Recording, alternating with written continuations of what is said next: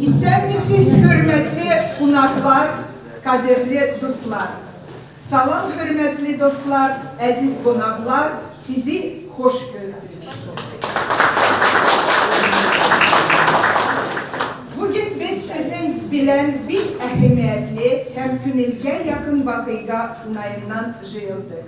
Tatar dilində Dünya Kürgen Zamança Azerbaycan Hikayeleri isimli kitabının təqdim etü çaranı uzdravız. Bu kitap iki tuğandaş xalqını, Tatarlar bilen Azerbaycanlarını dağında yakınaytıcı, ruhu dünyamızını bayıtıcı əhəmiyyətli ədəbi proyekt. Bu antologiya öz fakturasına, mənasına, gündərəciyatına, tərkibinə, fəlsəfəsinə görə bir ilkdir. Müstəqil Azərbaycan Respublikası, Tataristan Respublikasında ilk dəfə bu həcmdə nasirlərlə təmsil olunur. Tataristanın nüfuzlu yazıcı nəşriyyatında işıq üzü görür antologiyamız. Azərbaycanın 20'ye yaxın tanınmış qələm sahibinin hekayələri burada yer alır. Kitabın ərsəyə gəlməsində rolu olan hər bir şəxsə təşəkkürümü bildirirəm. Çox önəmli hadisədir. Bir şey qeyd edeyim ki, 20-ci əsrin əvvəllərində Tatar ictimai, ədəbi və fəlsəfi mühiti ilə Azərbaycan ictimai fəlsəfi mühiti arasında olan əlaqələrin bugün çox cüzi hissəsi mövcuddur.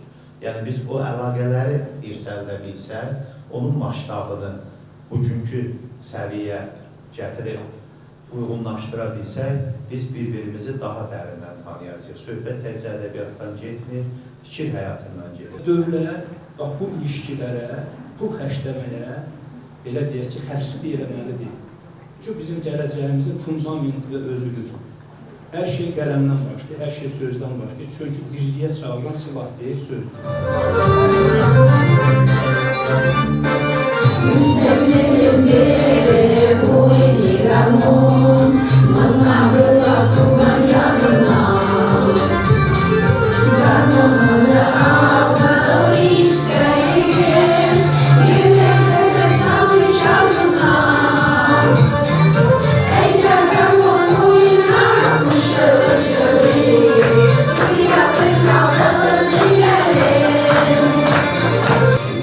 Tataristanla Azərbaycan arasında mədəni əlaqələrin inkişafında böyük rol oynayacaq bir kitab ərsəyə gəlibdir. Bundan ötürü bütün əməyi keçənlərə minnətdarlığımı bildirirəm.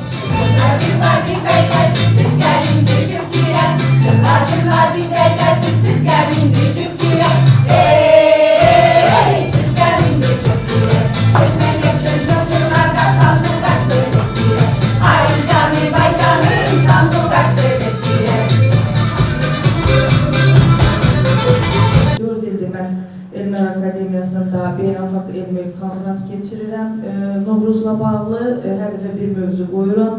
Bizi birləşdirən Novruz, Türk sivilizasiyasının dirçəlişi, qadın yaradan, ötürən və s. bu şəkildə mövzularımız olur. Bunların hamısında da Tatar nümayəndələri iştirak edirlər və bizi də Tataristanda baş verən hadisələrlə eyni zamanda o mərasimlərlə tanış edirlər. Canımızla bağlıyız, bu sabaha bu elə, sıralanıb da birimiz, gəlin verək əl-ələ. Canımızla bağlıyız, bu sabaha bu elə, sıralanıb da birimiz, gəlin verək əl-ələ. Gel bacım gel kardeşim, bir yola yumruğuma, sinirli davranmasın, verilmesin bu torba. Gel bacım gel kardeşim, bir yola yumruğuma, sinirli davranmasın, verilmesin bu torba. Yaşa! Yaşa! Yaşa mənim xalqım! Anlam var, deyir ki, təbiət ən böyük öyrədəndir və təbiətdə çox şeylər başqaları üçündür. Yəni, görürsünüz, günəş özünü isitmir. Günəşə yaxınlaşmaq mümkün deyil onun istisindən, amma günəşin istisi özünə heç nə eləmir, çünki günəş özünü hiss etmir. Ağac öz meyvəsini yemir, çaylar öz suyundan içmir. Bax, bu doğal olaraq bunlar digərlərini yaşatmaq üçündür. Eləcə də Türk birliyində biz arzu edirik ki, bütün Türk dövlətləri biz bu birlikdən nə götürəcəyik, yox, biz bu birliyə nə verəcəyik bir istəyinlə yanaşılsın və bir olanda biz daha güclü olacağıq. Ну, прекрасно. В июле будет открыто. Мы будем с вами сотрудничать.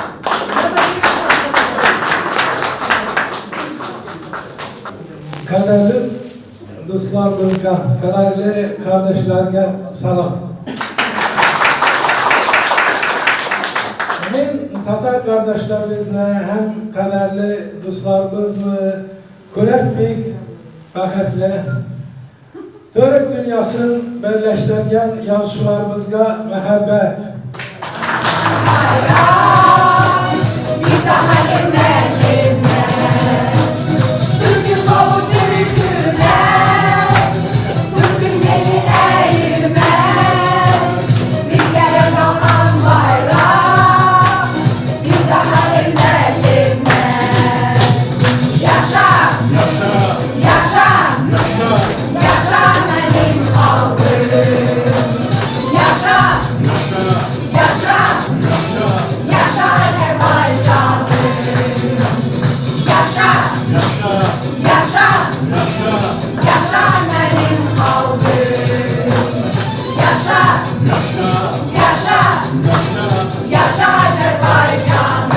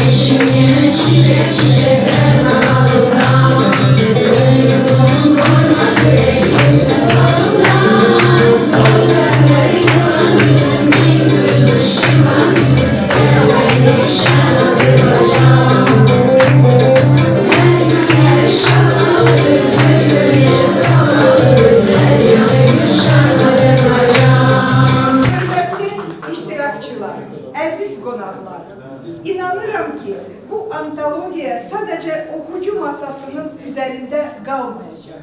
O, yeni bədii tərcümələrə, ortak layihələrə, elmi və mədəni əməkdaşlıqlara təkan verəcək.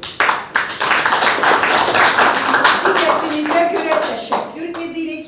Kitabımız uğurlu ve uzun ömürlü olsun. Bize ya da eğilmez.